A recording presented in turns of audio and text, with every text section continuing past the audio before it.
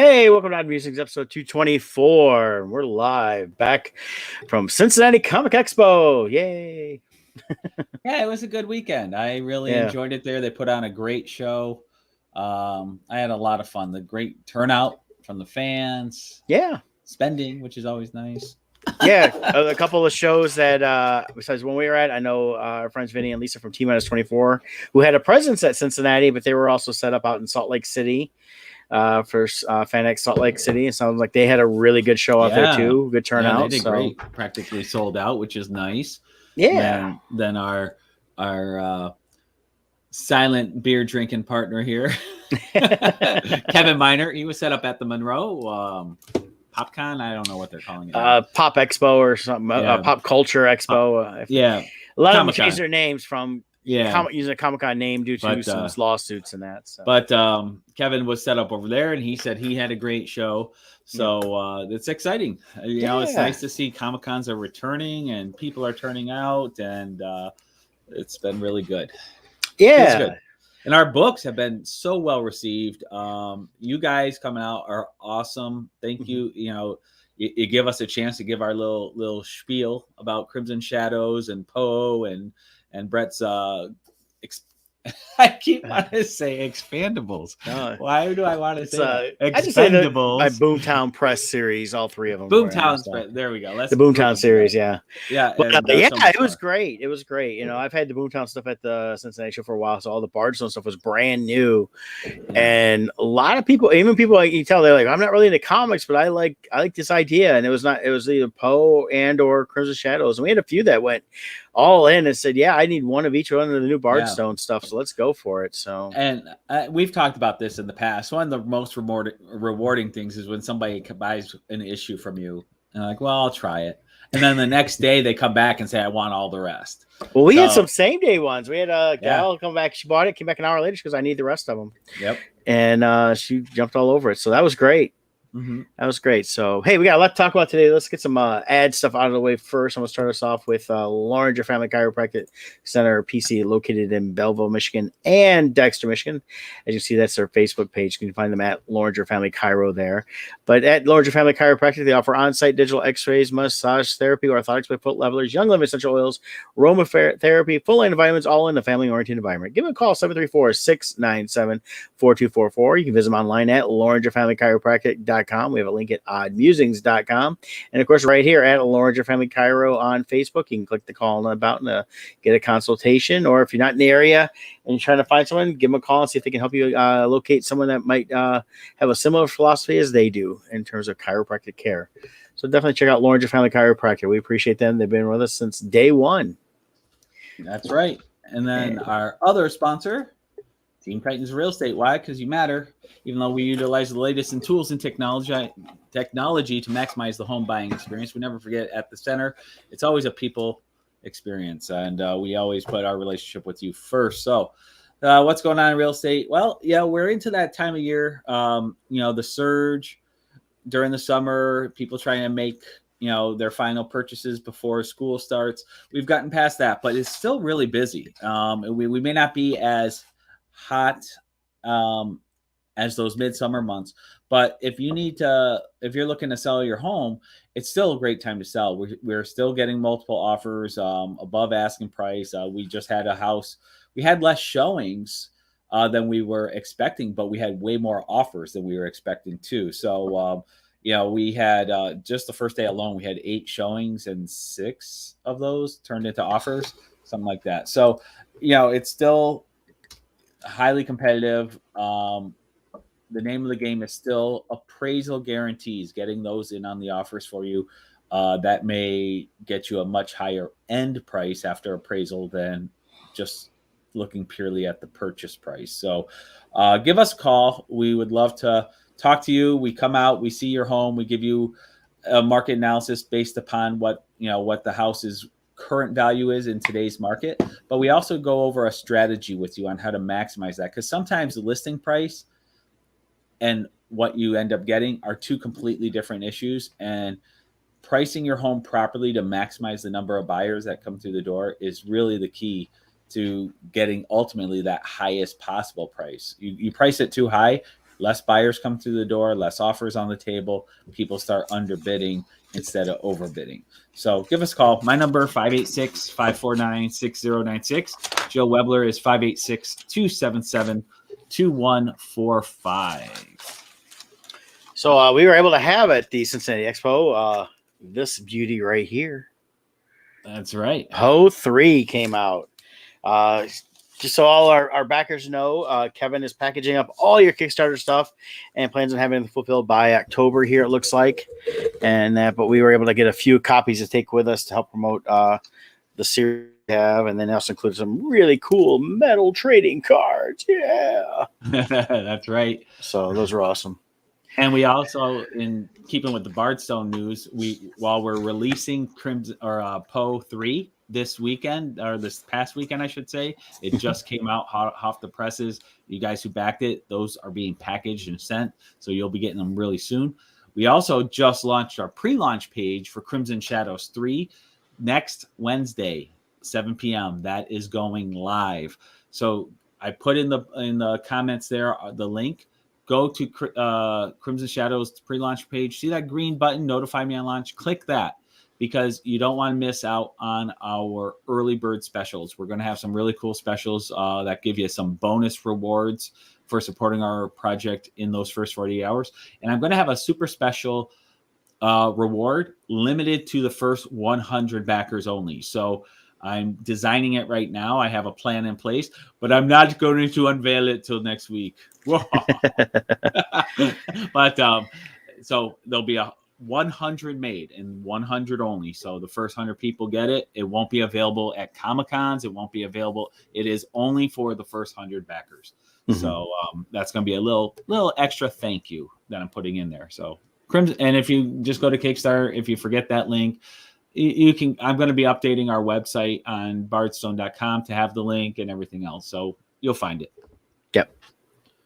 Very cool. Yeah, we had like I said, great response in Cincinnati from this. I talked to Kevin via text a couple of times. Sounds like the response in Monroe was really good book wise. Yeah. So it's great to see everybody coming out and learning what we've been doing during this time of basically this last year and a half when we had a whole different model, no Comic-Cons, and just had some time to work on some things. Well, and I'm going to go out on a little bit of a limb because I don't know Kevin's pure numbers from the weekend, but between the three of us, if Kevin did his usual, we should be well over 100 issues sold this past weekend between us, which is really great for a startup comic book company. Yeah, because we did close to 80 ourselves. Yeah. And so it was between all the stuff, and then include some of the Boomtown stuff, somewhere between 80 and 90, I would think. So yeah, but yeah, it was a great response and everything, and just definitely love being able to chance to pitch the books to people, and they actually be interested in listening. It's something that you worry about with any show is, are they going to care about my books? Even if they don't buy, at least listen to the pitch. And I would say we had I would say about a 60% success rate on people buying versus pitches. Yeah. And those 40% that didn't, they still sounded interested. They just, you get the typical, a lot of people at Comic-Cons are like, well, I'm out of money, or I'm still going to look and I'll be back, and they never come back. But they definitely seemed interested. Like, they listened to the pitch. So if they're not interested, they walk away. So it was nice to see the response. Yep, and it was pretty cool. And of course, let them know that they can join us with the Kickstarters and get previous issues and things like that through the Kickstarters as well. And eventually we'll have our Bardstone store up so people can just start ordering back issues that we have that way as well, especially as we get closer to the holidays. So yes. But look forward to Kickstarter for Poe Crimson Shadows 3. I think it's gonna be a fun story. We've gotten to see the teaser art through the whole thing, as Scott's been sharing with Kevin and I. So we're really excited about all that. And I can't wait to get the pages eventually and start lettering too. That'll be fun. Yes. Yeah, so it's going to be fun. I'm excited. So, Excellent. how was your week since I saw you? Well, we got back Sunday night, Yep. and I worked Monday, and then yesterday was my running errands day and kind of catch up on a few things day. So it's been kind of a normal week right now, starting since Monday, and then I'm off till Friday for shift, so I get the next couple of days working on getting stuff ready because a week from Friday, Kevin and I will be in Louisville for the Fright Fest film festival, Comic-Con, whatever they call it, horror show. Looking forward to checking that out. They're going to have some of the guests from Monster Squad, so I'm excited about that. Might get a chance to go meet some of those guys and gal because they got Phoebe, who was probably like 4 or 5 when she made probably more like 6 when she made the movie. So not Phoebe Buffet. No, not Phoebe Buffet. They called her Phoebe the Phoebe in the movie. She was just a little annoying little sister that was always around. So, but yeah, it was. So look forward to that, and then just kind of getting stuff together. You and I got to get together and exchange a couple things, and and that, and I think I'm pretty well set on comics. I mean, we're gonna have tons of comics with us. We're gonna have all the Bardstone, Boomtown stuff. We'll have a small selection of fan art again. So definitely come check all that stuff out at that show with us there. And then a couple weeks after that, we're still promoting. We got Motor City Comic Con where Scott's going to be at. Real excited for that, as well as Kevin and I'll be in Indiana for the Indiana Comic Con. So a lot of still fun shows for you to come actually see us and hang out. I saw where our good friend of the show, Janice, was down in Monroe. Mm-hmm. And so she says I told her I wasn't going to be at Motor City, so she's going to come and extra bug Scott. That's right. Since I'm not going to be there. I always love seeing them. They're always great. They're great people. Just great people, but they're also like great fans. We need to clone them. They are the perfect model of what fans should be, and friends. I mean, they're not just fans. They started off as the relationship was more like a fan artist relationship, and as it evolved, I've gotten to know them, and they're wonderful, wonderful people. I even was part of their wedding as a stormtrooper because she's a super Star Wars fan. So that was fun a few years back. Was it the Redford Theater? Redford Theater, and then they had the reception after, which I came out for the reception and got a chance to hang out a little bit. It was a lot of fun. Celebrate them and her and Roy. That's right. Yep. So good people. Times. Yep. Good times. And then, and of course, we're talking about fans become friends. Michelle got to hang out with us at Cincinnati. Yes. I've known Michelle since she was about 5, and her dad came out for a day. He wasn't feeling too good, so he went home, and hoping he's doing much better now. And then Ann wasn't able to make it. That's her mom.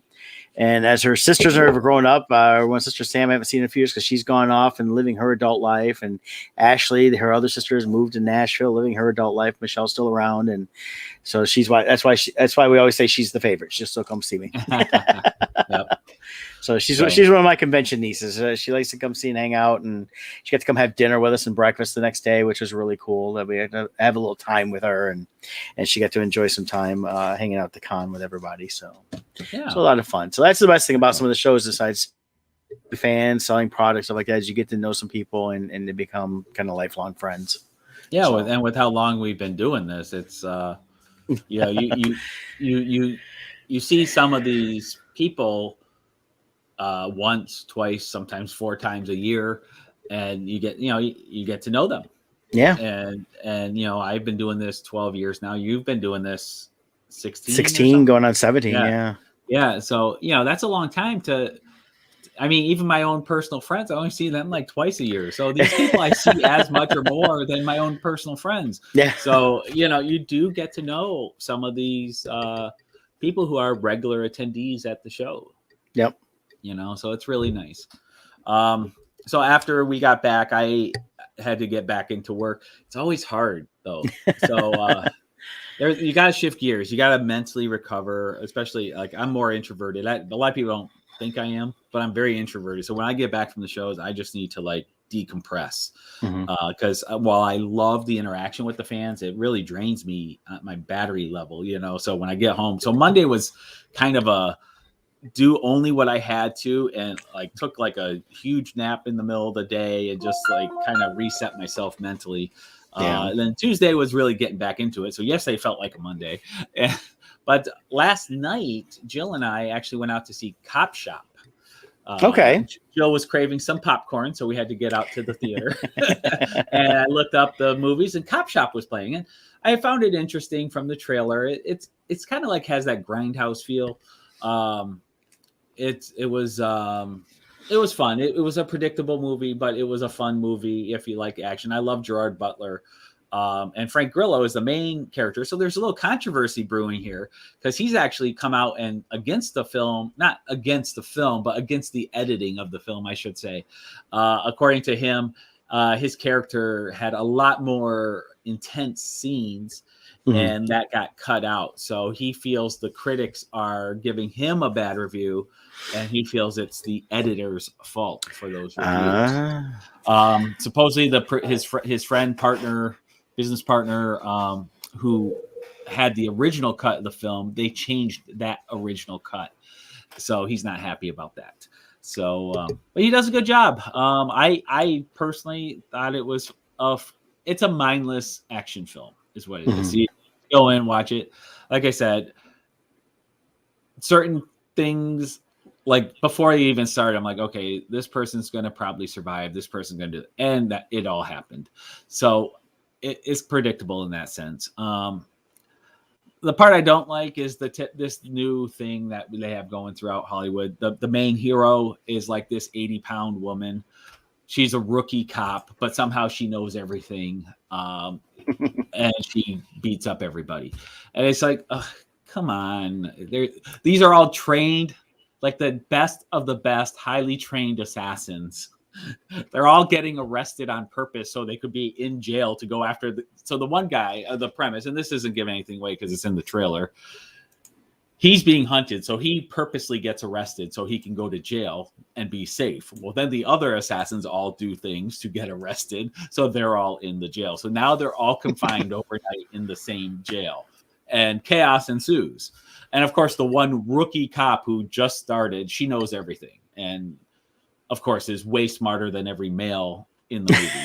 So it's getting old, and she's all badass. She fights everybody. And it's like, she literally is maybe 80 pounds. She's tiny.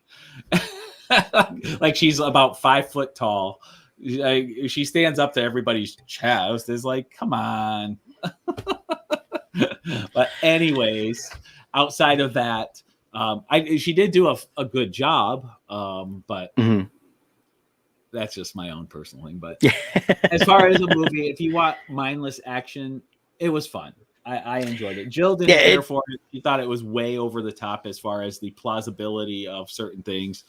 I thought the movie went 2 minutes too long. It's kind of like the ending of Dexter. Okay. Had they left out the final scene, the ending would have been better. I think this falls in that category. They added one more scene at the end that just took it from what it was to complete cheesiness. And I'm like, so if you want to make the movie better, leave 2 minutes before it ends. Okay.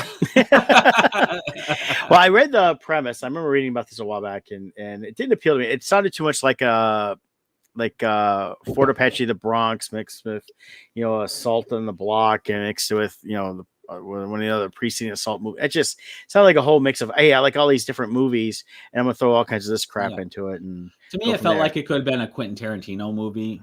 Like it wasn't it called Grindhouse with Kurt Russell and Death Proof and Planet Terror, which I love. Death Proof and Planet Terror, they were fun movies because they were meant to be that over the top, B to C movie, not taking anything seriously. I mean, come on, the one chick had a machine gun as a leg. Well, I mean, that was they went even further, but it fit right. Like this, I think it was like trying to be that, but more serious. And I think adding the more serious hurt it. But and then at the end they add the cheesy, which if they had done that through, I don't know. But anyways, if you want mindless action, it's worth seeing, especially if you go on Tuesday night, get the $5 ticket from Imagine and the free popcorn. You only spent $5. It was fun. I enjoyed it. Now, will I see it again? Probably not.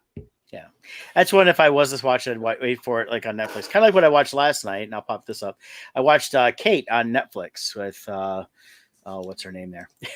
She was in Mary Elizabeth Winstead. She was in Scott Pilgrim movie, and then of course Woody Harrelson was in it as well. This is a kind of like, again, falls in line with a lot of things. It's the main female lead. She's an assassin. I like the acting part of hers. I think she did fine in most of the fight scenes. Some of the earlier fight scenes I felt, I'm gonna put it like this: they felt a little Rudy Ray Moore-ish. They felt like they really had to do a lot of editing because she had some weak punches, and then she got better as the movie went on. The story's a little predictable. You kind of figure out what's going to happen about quarter of the way in, with some certain things. But there was still some fun fight scenes, some things like that. It's worth watching on Netflix when you're looking for something just to pass the time and all that stuff. So, but typical basic story. It's a mix of several different movies out there that you'll recognize some of the main themes from and all that. So, and I like Woody Harrelson. He's funny. I do. I like him. It's so funny thinking about Woody Harrelson and where he is in his career versus when he was on Cheers. Yeah, he started on Cheers playing a complete moron. Basically, that was the character. He had to be played dumb all the time, right? And then he started popping up in these movies. You find out, okay, he's a good comedic actor, and you get a little bit of that in Cheers, but you see it more when he's kind of the smart ass comedy guy. So yeah, really, Natural Born Killers. Natural Born Killers changed his entire trajectory view of how he is as an actor. Yeah. And by playing this psycho, he's been able to do a lot of other roles. I mean, he pops up playing. Do what? Has he done comedy since? A little bit. I guess the zombie movie there. Yeah, I mean, he's got a little more action comedy with that. After he did Natural Born Killers, I mean, he was popping up in different comedic movies here and there, different roles, things like that. If not for Natural Born Killers, his career probably would have been more like Owen Wilson's. I don't even know if it would have been that good. Yeah, right. But right. He's a good actor, and he's popped up different things. I mean, he does everything from when he did the Hunger Games films. Mm-hmm. He had a good role in that. Planet of the Apes. Planet of the Apes, he was good. Star Wars as a solo movie. Yep. He was kind of Han Solo's mentor. Yeah, he does Woody Harrelson pretty well, and it's a very similar character throughout a lot of these now, and really since the Natural Born Killers. But he can do some comedy and different things like that. And I always just liked his line in Doc Hollywood, which I believe right before Natural Born Killers, and he's in Hollywood in the film, and the girl with him goes, "Is that someone famous?" Goes, "Oh no, that's Ted Danson," which is a nice little slight against his co-star from Cheers. So, which is around the time that Cheers was ending, so his contract was up with that, so he's able to move on to more things. But I like him. I mean, he did White Boys Can't Jump was really good. I threw a little athleticism with that. He was in what was it? I'm blanking on the name. It was with Justin Timberlake. He played a sports writer for this magazine. Justin Timberlake came out about 6-7 years ago with Mila Kunis, and he was kind of funny in that one. So he plays a bunch of different roles. Ed TV was another one. Nice comedic role, played the brother. So so he still does a little bit of comedy here and there, as well as that. I think he's kind of one of those guys that he just does what he likes in terms of roles. He sees something, paid for it, does it. He's at that level where he can be that way, and choose what he wants. Yeah. Now there was another Netflix series that came out. I think you started watching the book or the one with Jessica Jones. Night Book. Night Book. Yeah, let me pull that up real quick. I watched that last week. Night Books is actually the name of it there. So a second here. I'll get the screen shared. This was a fun movie. I would watch this again. Yeah, she plays a witch. That's not a spoiler, but there is a nice little twist in there. So later on, she looks so different with her hair that way. She was really good. I gotta say, she was really good. I liked her a lot in this. I've liked her as an actress. Jessica Jones as the character and the series. She was very flat, and a lot of times I thought it was her, but looking at some of the other stuff she's done, I'm thinking it's more that role is just a flat role. There's no way you can play Jessica Jones any better. When she played the role in Breaking Bad as Jesse's girlfriend, she was kind of like Jessica Jones there. When she played Two Broke Girls, wasn't she in Two Broke Girls? Like she always plays kind of the same kind of personality kind of thing. So she's very different in this one.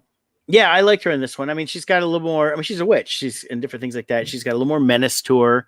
I like the different things about it. I mean, she's never gonna be. I don't think she has a giant range in terms of that, but she didn't come across to me as flat in this like Jessica Jones. And that. So, what would you say then, age-wise to watch this? Is this good for kids to watch? Is it? It is. It's gonna have that kind of that grim fairy tale scariness to it, mixed with a little bit of goosebumps. Okay. Yeah. And that, so, but the main is this kid here. I'm circling around his head there. He's the main kid. And he's a horror fan. And they didn't really specify what year this was set in. And in some ways, he reminded me of, there's a movie in the 80s called The Gate. And he reminded me of like a mix of the kids from that were into then it was heavy metal, but he's into scary stories, writing scary stories. And the thing is, like, nobody in his school gets him because none of them care for scary stories. So, but so it's kind of interesting on that take of it. And then he meets up with this girl here and the witch. When things start to happen, it's how everything goes. So I don't want to give too much away because it's a lot of stuff. But basically, as it says here, he gets trapped with his new friend in a wicked witch's magical apartment forever. Okay, so that's a movie, not a series. It's a movie, yes. Okay. But they did at the end leave it to where they could do, I believe there's been several actual books this was based on. Okay. And so they left it open to do another one, which I would be interested in seeing. So it's worth watching, definitely. And I definitely recommend that for everybody, all ages. So, okay. And but I enjoyed it. Like I said, I really liked it. And as we're getting into the Halloween season, we're gonna start seeing some of these things finally drop and see stuff like that. It's like I'll have to go back for last year's Halloween movie on Netflix was the Hubie Halloween, which my Jill's girls love it. So I have seen it like 6 times. They love playing Hubie Halloween. I'll admit, I thought it was so dumb. But by the 6th viewing, it starts growing on you. It is definitely it is. It really is. It's kind of. It does feature one of 2 voices that Adam Sandler is capable of doing. Yeah, he only has 2 voices for all the impersonations he does. Right. So let me share this with you real quick. This is the Night Books here by J.A. White that the movie's based on. So it's called Night Books, and this talks about it here. So there's the Thickety and then Shadow School. I don't know how all those tie in, but it sounds like he writes a lot of stuff that fall into like the so it's a little universe he has going on there. Yeah, a couple different things going on. So there's like Shadow School, stuff like that. So while there's only one Night Books, it looks like I think there's another one in the works if I read right somewhere. So hopefully we'll see more. It was a lot of fun. I like when they take stories like these and make them into movies, stuff like that, because it's hopeful for some of the stuff that we're creating that we'll see that as a movie someday. Oh. So, very cool. A lot of fun there. So, but speaking of books real quick, I just want to give a shout out to our guest last week. Yes. Bob came out and saw us on Saturday at Cincinnati Expo. Got to hang out with him in person all day, which was a lot of fun. Got to see his son Clay, and we got to talk kind of the creative side of stuff, which was a lot of fun to do that. I wish we had more time to do that. So it's good seeing Bob last week. Yeah. So let's see. We got What If, and we got some Star Wars. There's a lot more Star Wars. So you want to get What If out of the way? Yeah, and we're going to kind of talk a little about today's episode just real quick, because I think we're both feeling the same way about this What If series. I just am so disappointed in this series. I agree. And I don't even want to watch it anymore. Yeah, it's like this week's there's Thor, the Party Prince. Here's the problem with it. I don't care that they make him the Party Prince. I don't care that they talk about this party stuff. The thing that's irritating me is every episode since the Chadwick Boseman's first episode with Black Panther is something changes, and then everybody's pals and hanging out and partying. Yeah, it's like, I feel like they went to a bar when they were writing this, and it was just they were getting drunk. They're all like, "Wouldn't it be cool? What if we just threw like Guardians of the Galaxy in here? Wouldn't that be cool?" Yeah. Or and like the whole premise of today's episode is, what if Thor was an only child. So when Odin finds Loki, he returns Loki to the ice giants, and Thor is raised by himself. At no point in this episode did they say, okay, what would really happen? I mean, think about Thor's upbringing and Loki's influence in his life. Would taking out the god of mischief out of Thor's life make him more of a partier, or would it make him more serious? Like if anything, I would think Loki would be a influence to lighten him up, so he didn't just become this Viking warrior that was out for blood. You know what I mean? Yeah, the main thing with Thor was he was always, in a sense, trying to impress his father Odin, and by being the greatest warrior in the galaxy and controlling the legions of Asgard and things like that, he wasn't like trying to sneak off and have hidden house parties on planets. And yeah, they made him like somehow Loki being in Thor's life made Thor more responsible. Yeah, that doesn't make sense. No, and like this whole thing didn't make sense. Yeah, so and even last week's episode, which was last week's? The Killmonger. Killmonger. Yeah, that whole thing was. I liked Killmonger episode better than this one. The Killmonger episode. I couldn't even finish watching that one. Yeah, I watched it was 10 minutes. Stopped. It was okay. Like, the thing about it though with the Killmonger, it was just like it felt a little more what if in terms of actually what this character would do if they had done something different. And it wasn't, and it was like, well, if Tony Stark was saved by Killmonger, well, it wasn't about Tony Stark, it was about Killmonger, right? And Killmonger manipulating everybody. But they had to basically retcon the MCU to get it to the point for Killmonger to even be present to like, that's the part I'm not liking. It's just, to me, this feels like glorified fan fiction, instead of what if. Yeah, like and the thing is, like, it's like something's supposed to happen. That's what happened in the first episode, and I like that because the first episode was, here's what happened, this specific point, and because of that, there was a choice that had to be made. Here, there's never really a choice to be made anymore. It's all about, well, this happened, so now these people are a bunch of jerks, and they're going to party all the time, and they're going to do this. Right. And I'm like, so just because Loki never grew up with Thor, somehow Guardians of the Galaxy are all present on Earth. Like, how does those two events connect? The Skrulls were. You had what's her name? Now they did get one thing Karen Gillan's. They got one thing very right in this. What's that? Labeling Captain Marvel as the party pooper. Yes. I'm just like, oh my god. Like Thor's like, can't you even smile? And calling and gotten everyone chanting party pooper. Yes. So that part was accurate. Yeah. But I mean, I'm looking at the when you see him at this whole Earth becomes, I mean, this is no spoiler because there's really nothing to spoil. Yeah. It's all right there in the title. And you know, it takes place around the time he comes to Earth for the first time, so it'd be the first Thor. And then here's the spoiler, folks, at the end. Why is Ultron showing up with all the gems? Right. Ultron never would have been created because there was no invasion of New York. So Tony Stark wouldn't have had to try to create this, defense and who system. Brought Ultron to life? Thor did. Thor came and used his hammer to bring lightning down into Vision, well, actually, that was Vision. He brought Vision to life. But Vision was inside Ultron at the end. Right. With all this stuff.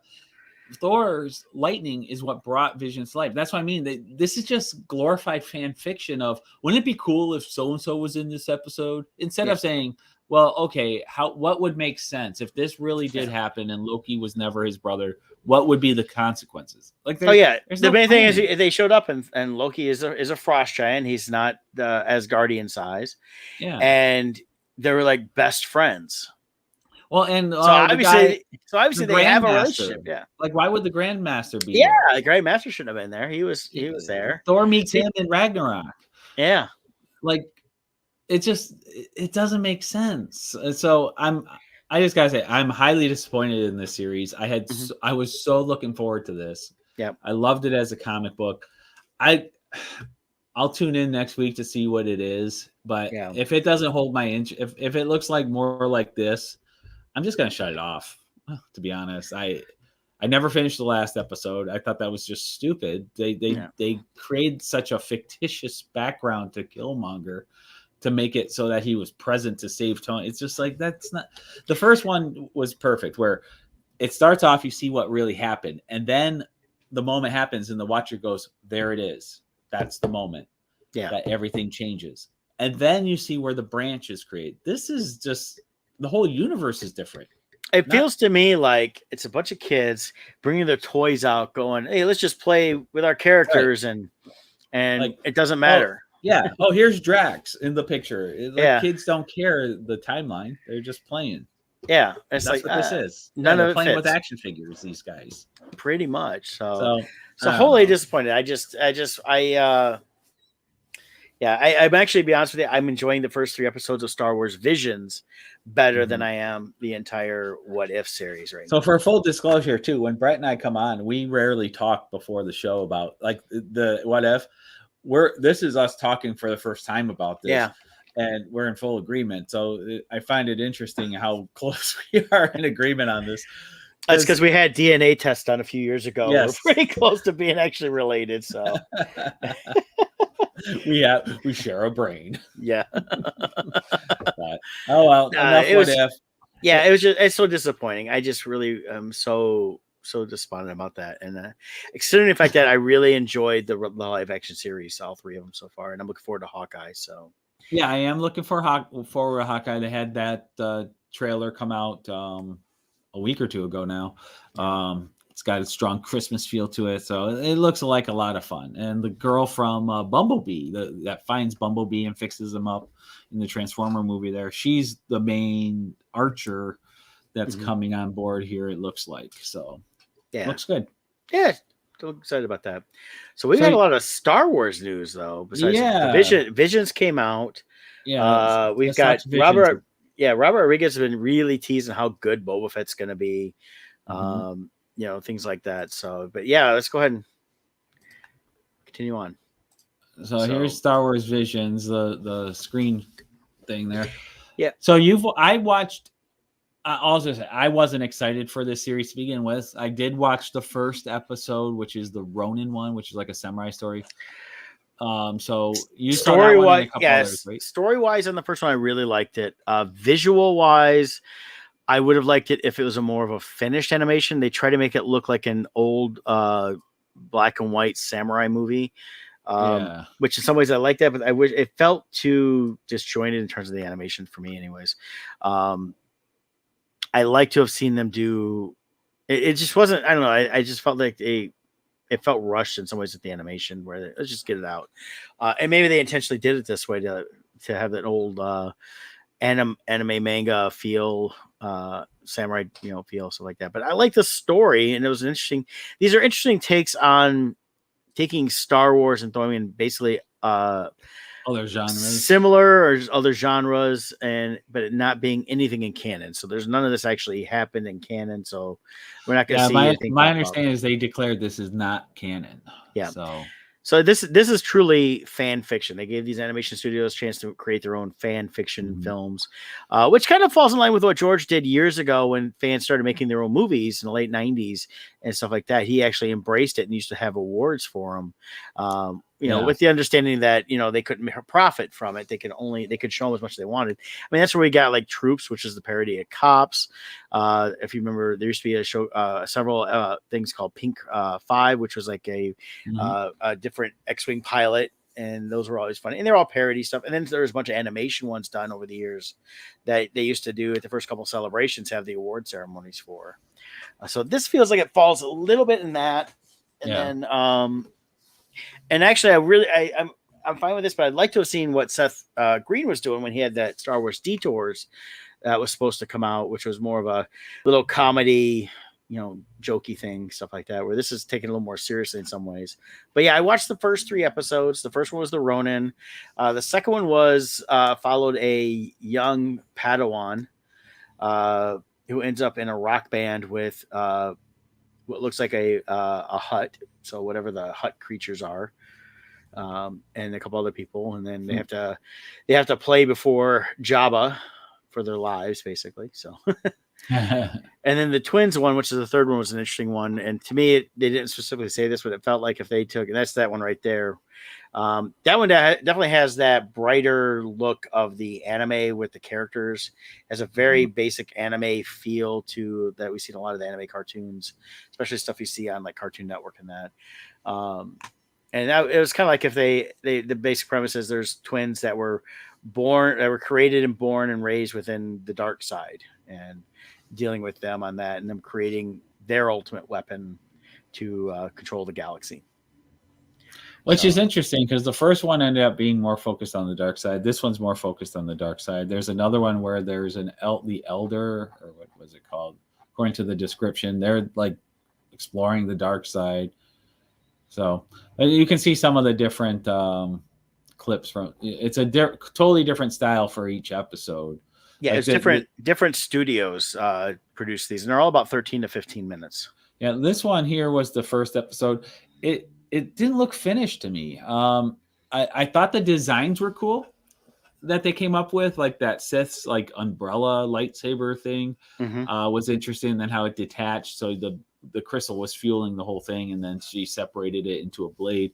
That was cool. I thought the twist for the story was kind of cool. I thought this story had potential. It just didn't feel finished to me. Yeah, no, I agree on that. And it was I like the take of setting up during a samurai movie in feudal Japan mixed with modern Star Wars, basically. And it was almost like they were trying to go, well, because I don't think it was finished. Because like they weren't going full frame count, so it almost had a stop motion feel too, the way it went between frames, and then everything was a sketchy finish, like you're seeing there. So it was. I don't know. I don't know how to put it, but if it was intentional, I didn't like it. If it was unintentional, they should go back and finish it. I would say though, the story itself, I did like the story, and that is one story I would like to see expanded. Yeah. Like I could see that being turned into a series. Yeah, that would be something even in a graphic novel, seeing a full story. Like, okay, this is Shogun Star Wars and dealing with the samurai aspect of it. And it does harken back to some of what influenced Lucas when he was doing the original Star Wars. I think it would fit perfectly, actually, if you go back to this would make a good the way the feel of everything was. This would be a really good either jump into the future or far past of Star Wars, either direction you could go, but separate it totally from the current timeline. And just make it where like Jedi haven't been seen, like, in our Star Wars tales that we all know, the Sith hadn't been around for 1,000 years, and then they revealed themselves in the prequels when Darth Maul comes. That's the first time we've seen Sith in 1,000 years. This could be a good way of maybe you go 1,000 years in the future and Jedi haven't been seen for 1,000 years. Like it would work with that kind of a feel, I think. Yeah, definitely tying that in. Hey, Kevin, good to see you join us today. Kevin. But I recommend it. If you're interested in some interesting stories, just check it out. Yeah. And the stories don't connect, so they're all independent. So you can pick and choose if you want. A little bit like what you did with the Matrix, and they had the Animatrix, and then a few other things done over the years, and a little bit like even the Star Wars Tales comics. They did some like offshoot stuff that wasn't in canon. So definitely check it out. Like I said, I liked them. I liked them all in different. So I'm curious to watch the rest of them. Not sure how much replayability I'll get out of them though. Yeah, that's the only thing with those. So, also, I'm done with this one. Yeah, we can move on. So you recommend watching it? You like it? Yeah, so I like it so far. So check it out. Okay. Like I said, I'm liking it better than What If. Okay. Yeah, me too. And at least this one open. Well, yeah. What If? Like whatever. It should be called Whatever, not What If. Yeah. Another thing for Star Wars, they released I don't want to call it a trailer. They called it a trailer, but it's more of a teaser of a behind the scenes teaser of the upcoming Andor series, Cassian Andor, which we were introduced to in Rogue One. So you kind of see the behind the scenes, them building sets, them working on the characters and the costumes and the creatures. I am looking forward to that. So I'm looking forward to when that goes live. And they also announced they just finished filming Obi-Wan Kenobi. Yes. So, and we've got a couple things coming out before those hit, and on the anniversary of when Disney Plus launched the 2 year anniversary, they got a whole list of stuff coming out. One of the things they're going to have is they got to keep people renewing their memberships. Yeah, pretty much. So let me see if I can pull it up here. I got it on my phone. So I see it basically on November 12th, which is the anniversary from Disney Plus. The Shang-Chi will start showing there, streaming there. So will the Jungle Cruise, where you don't have to pay extra for the Jungle Cruise like you do now. They have a new Home Alone movie, Home Sweet Home Alone. They have a new Disney's Olaf Presents, Ciao Alberto. I'm not sure what that is. They have a new short from The Simpsons. World According to Jeff Goldblum's coming back for season 2. They have a Star Wars and a Marvel special look.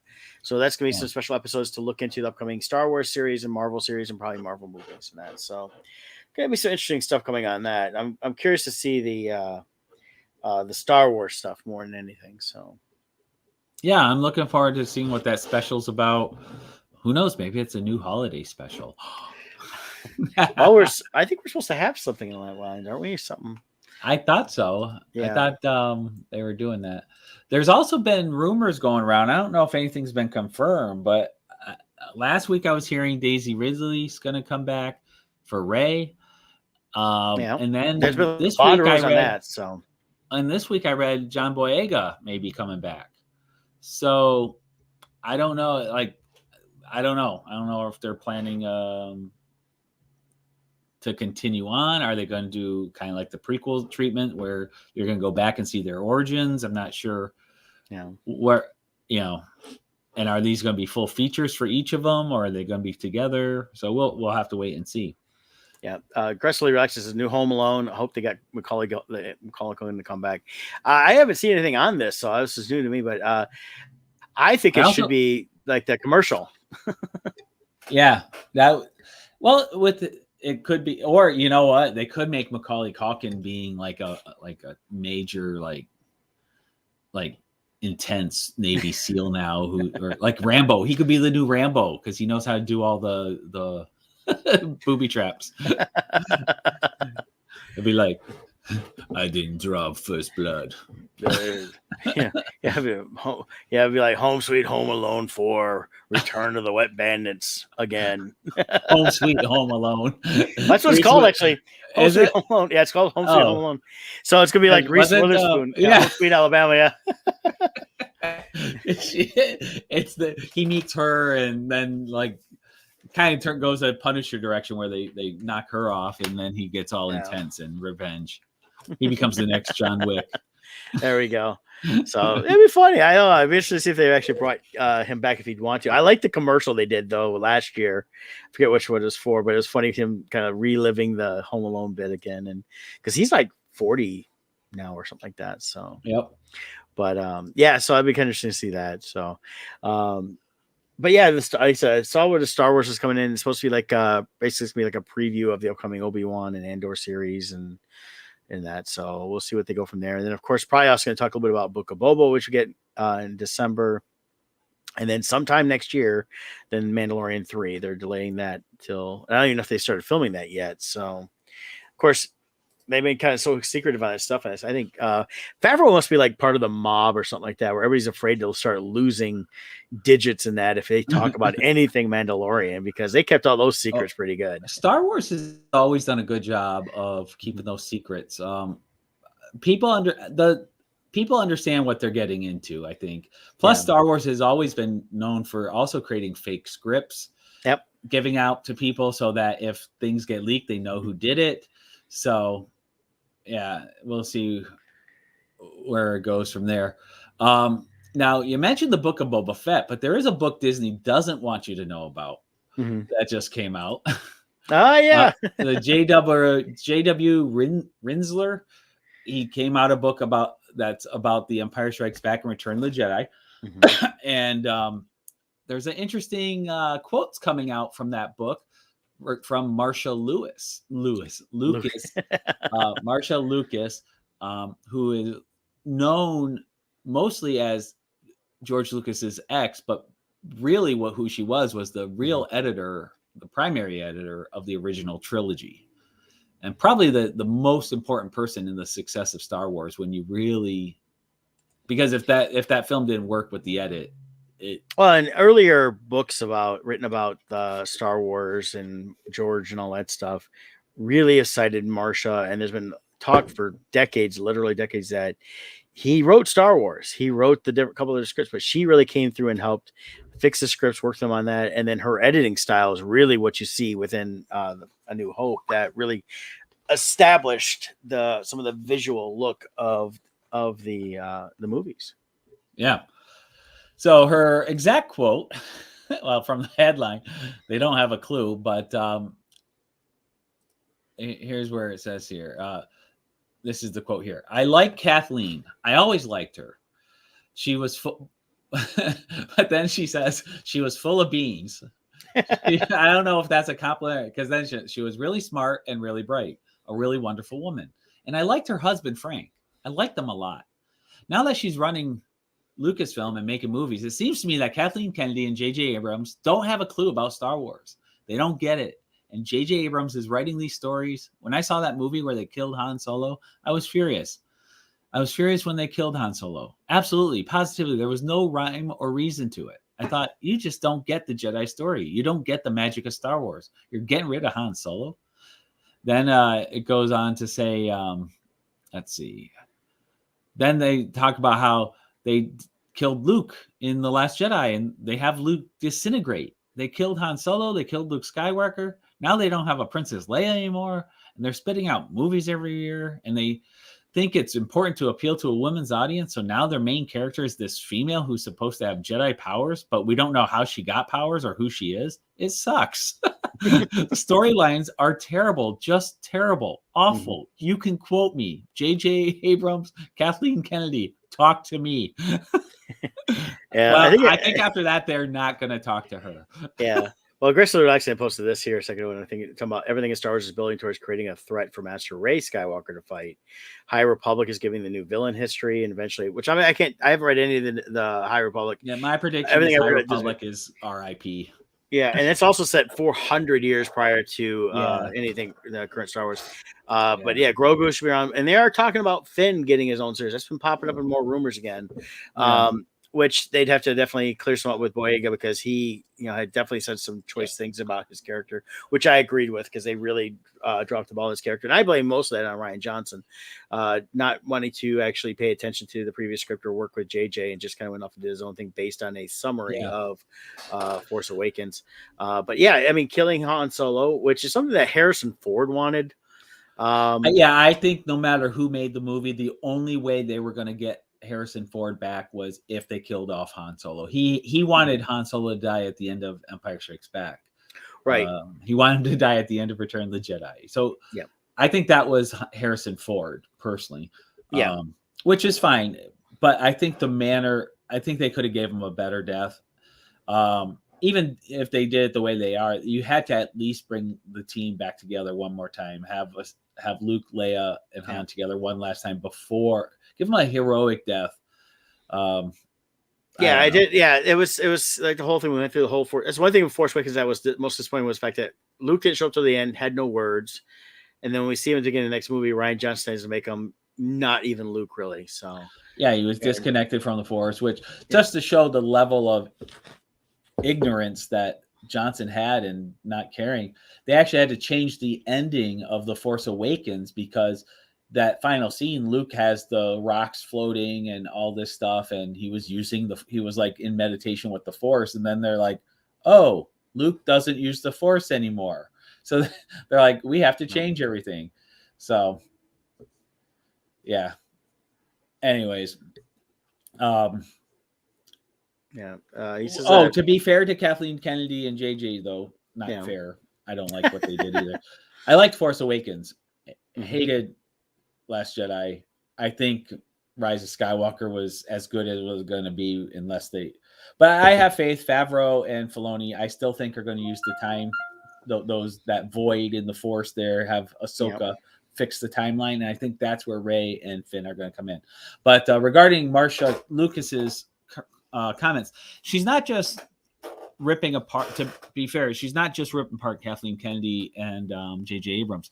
She does rip on George himself. Now, she is an ex, so there might be some of that involved, but she knows the Star Wars inside out. I mean, she was from the beginning with him in crafting this. But she rips apart the prequels too pretty well. And I do agree with her comments about the prequels. You know, she says that it was kind of lifeless with going to full CGI on everything. Yeah. I do think a big problem with the prequels is the editing. I think that a different edit would have saved the entire prequels from being good to being good to being great. Like Yes. I think she could have done it with her editing skills. So, and didn't she win an Oscar too for her editing on Star Wars? I She think did so. for Star Wars, the original Star Wars. Yeah. She won for editing for that. If you look at her credits, it's very limited, but she's worked on other stuff in the past that you don't necessarily get credits for. A lot of like corporate stuff, things like that, prior to Star Wars, and she's been hailed by several of the directors back in that era that they felt she was one of the best editors ever. But when her and George built up Star Wars, of course, then they become uber rich, and she was working on Star Wars with him. And when she was done with Jedi, and they announced their divorce after Jedi came out. When you read about it, they wanted a divorce earlier. She did, because George just worked, and that's part of the reason I think after they got divorced, he took time off, was to reevaluate some things for himself. Besides the fact that he claimed to be exhausted in that, but there's also reevaluation of that. Well, But she walked away with $50 million back in 1983 from the divorce. So obviously, money was not an issue for her to continue on. And as much as good an editor she is, there's no reason to have to edit stuff if you don't want to. George is notorious for not being a people person. Just he's very like almost on the level of disability level of being very introverted. He was a nice guy. He was a fair-minded guy, but like he was the distant guy for relationships. You know, even like you'll hear stars talk about like, oh, this director was amazing to work with and all this. With George, it's always like, do you not understand how people talk? How are you writing these lines? And who does this?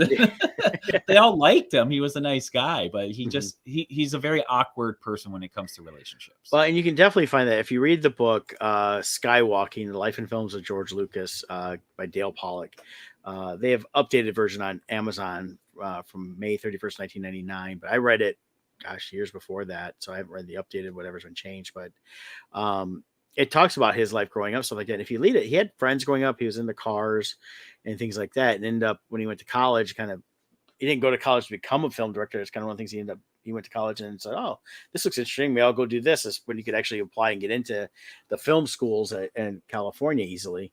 But he was definitely kind of that introverted type person, a little bit, had a little outward, but he never wanted to be the life of the party per se. He was never so outspoken. He loved the fact that being behind the camera. And if you look at the stuff he did early on, even in college, the films he did, he did everything himself. So, and then he was traveling around. Was it Finnegan's Rainbow? That's how he met. Gosh, I'm blanking him. Marsha? But no, he met Marsha sometime after that. Because she's a couple years younger, but she was going to film school too. But on Finnegan's Rainbow is when he met Coppola. That's how he met Francis Ford Coppola. Oh, because Coppola was directing that, and he was shooting behind the scenes stuff. And he was he was really that '60s avant-garde type filmmaker. George was. He wasn't about creating a story. He was just kind of like the visual aspect of stuff is all he really liked, and stuff like that. And then he did come up with the story for THX 1138. I mean, you look at that. That's a very introspective, internal type sci-fi movie. It's it gets panned a lot, but if you look at it, it's very cerebral in that, because it was really all in George's head. And then when he did American Graffiti, that was an homage to his life growing up and around those cars and things like that, and that's what they did in Modesto and all that. And then he wanted, like we talked about before, he wanted to do Flash Gordon, and when he couldn't get the rights to that, that's why he started. I think it was Marsha that actually influenced him to actually create his own, do your own, then create your own stuff, and he started writing Star Wars. And used to be, you can find some of the earlier drafts floating on the internet, how actual true those were. They used to be called like the Journal of the Wills and things like that, and some of those have actually been turned into. They turned one of those into a comic series for a while there. And that. So, but if you go back and read some of that early stuff, it's good. And then once you finally see, I think that's where you see the influence of Marsha. So I kind of went all the way around and bring right back to Marsha. We're getting to 11, but let's really quick. October is right around the corner. There's some good movies coming out in October. October 1st is Let There Be Carnage, Venom movie. So That's about to come out. Another great Woody Harrelson film. Yep. That's right. He's playing it now. He's definitely a different character in this one. Yes. Addams Family 2. We got Terrifying Tales, Star Wars Lego, Terrifying Tales. Interesting. I'm not familiar with that. Rest in Pieces, which with the number of limbs that get cut off in Star Wars. Yeah. Let's see. I'm trying to hit some high spots. These aren't sounding familiar here. There's a lot of just independent stuff coming out that probably won't see much actual in the theaters and that. So let's see. Oh, God's Not Dead has a sequel coming out. That was a good movie. It was a Christian-based movie. We got Dune October 7th. Mm-hmm. I don't know if I'm going to watch that or not. I know that's a huge franchise. I just can't get into it ever. I may try. Let's see. Who's that? The Manor. Is that? Okay, but some of the ones you got showing there are going to be on like Disney Plus and some of the streaming stuff too. So. No Time to Die, October 8th. Another one I'm not interested in. And actually, after Daniel Craig's recent comments about that, I haven't decided if I'm going to go see it or not. But it's basically, I think he's given away the ending of the movie. Yeah, we know Kevin will be watching Halloween Kills on October 15th. Yeah, and I think that also streams at the same time too. Does it? I think Peacock maybe. Okay, interesting. One of those, so it's going to be streaming it as well. So, but yeah, actually, I like the trailer for Halloween Kills. Yeah, I'm not a big Halloween fan. I've never had anything against it. It's just I never really was that big a fan from the original, and it was okay. I like John Carpenter a lot, but this one looks really good. Jamie Lee Curtis looks awesome. Yeah. The Last Duel. This has been heavily advertised. I am curious to see this one. Matt Damon, Ben Affleck is even in it. Yeah. We got Adam Driver, who Kylo Ren. So this will be. It looks interesting to me, so I'll be curious to see how this turns out. Yep. Let's see here. The Last Man Down. Don't know who that is. Daniel Stuyson, but he's jacked. Yeah. He's got triceps, that's for sure. Let's see here.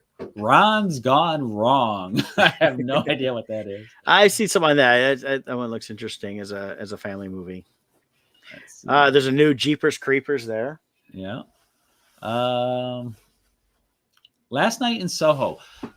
Normally I'm not into these kind of movies, but I don't know. The trailers for this is looking intriguing to me, so I think I will be seeing that one. That's October 29th. Okay. Matt Smith's in it. The girl from the Queen's Gambit. She was also in the Young Mutants, or was it Teen Mutants? What was it? New Mutants. The New Mutants movie. She was in there. Yeah. Well, this one's directed by Edgar Wright, and I like Edgar Wright. He's a good. And that did he do Rogue One? What did Edgar Wright do? He did something that I know. He's done a bunch of stuff in that. So he is known for he did Baby Driver, Ant-Man. You know him from Ant-Man. You have to do that. Ant-Man. That's what I'm thinking of. Shaun of the Dead. That's right. Yep. He's worked with Simon Pegg on all those movies and things like that. So he's been around for a little while, and I like his style and stuff like that. Oh, he did Grindhouse. He did part of fake trailer segment. Don't. Oh, okay. Yeah. That was, they brought a bunch of directors to do all these the trailers in between the two movies, which are sometimes some of the best part of that whole thing was watching the original trailers in between and then them going into the last movie, which was Death Proof, because they showed Planet Terror first. So, and he's also scheduled to the remake of The Running Man. Oh, okay. Arnold Schwarzenegger's movie with Family Feud, Richard Dawson. Yeah. Yeah, so, very good. Yeah, so I do like his movies. I couldn't remember which ones he did, but the ones I have seen of his, I've liked them all. So yeah, good stuff. So and actually, this Last Night in Soho sounds good. It's got a couple people, Margaret Nolan, Diana Rigg, they're in it. That are sort of last film appearances because they passed away after. But this was they filmed this back in 2019. So yeah, that's why I feel like I've already seen it with how long I've been seeing the trailers. Because I was seeing the trailers before the whole COVID thing, and then it got pulled, and then waited, and well, it was supposed to have been out sometime last year. So. Yeah, the basic premise looks like somehow in her dreams, the girl in the present day is somehow witnessing the life events of this one girl and who is going to be murdered. So somehow she's trying to save her through this connection, but then in present time, the murderer is now old and hunting her down. So it's this interesting, kind of almost like a time travel type murder mystery thing. So I'm definitely looking forward to it.